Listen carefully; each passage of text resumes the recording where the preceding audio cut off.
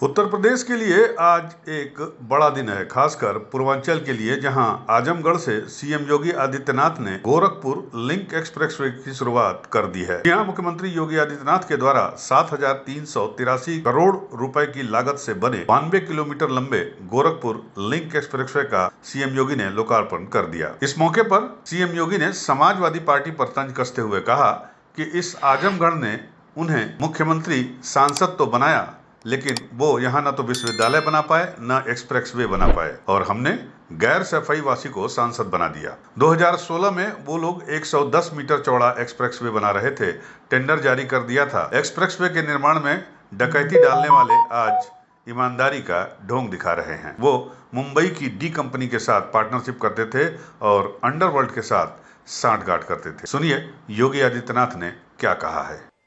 किसी गैर सफाई वासी को यहां से सांसद बना करके भेजने का काम किया था तो भारतीय जनता पार्टी ने ही किया था, भारतीय जनता पार्टी की सरकार ने किया था। देखो, निरुआ सांसद बना, नीलम सोनकर सांसद बनी, तो विकास आजमगढ़ में द्रुत गति से आगे बढ़ा। मुझे बताओ, आपने मुख्यमंत्री को यहां से चुनाव जिता के भेजा था, वो विश्वविद्यालय नहीं दे पाए, पूर्वांचल एक्सप्रेसवे नहीं दे पाए। कितना बेवकूफ बनाया था पूर्वांचल एक्सप्रेसवे के नाम पर। 340 किलोमीटर का लंबा एक्सप्रेसवे शिलान्यास कर दिया, अलाइनमेंट भी नहीं पता, और जमीन एक भी इंच नहीं खरीदी। जब 6 महीने के बाद 17 में मैं आया, मैंने कहा भी क्या हुआ, क्या प्रोग्रेस है? कहा साहब जीरो। मैंने कहा क्यों जीरो है? कहा साहब जमीन ही नहीं तो एक्सप्रेसवे बनेगा कहां पे? मैंने कहा फिर ये टेंडर कैसे हो गए? टेंडर कर दिए गए थे 15,200 करोड़ के।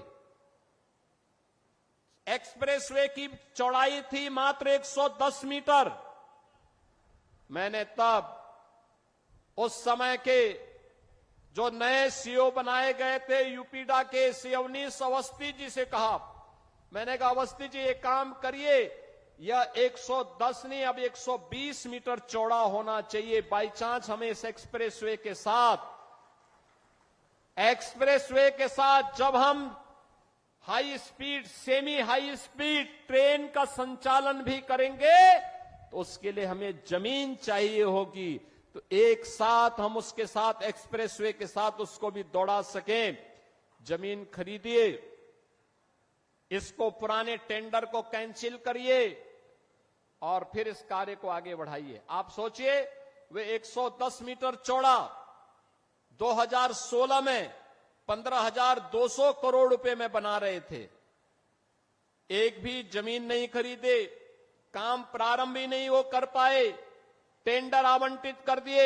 हम लोग आए, हमने कैंसिल किया, जमीन खरीदना प्रारंभ किया, और जमीन खरीदने के बाद जब हम लोगों ने टेंडर किए तो बहनों और भाइयों, वही एक्सप्रेसवे 11,800 करोड़ रुपए में बना करके हमने समर्पित कर दिया आपको।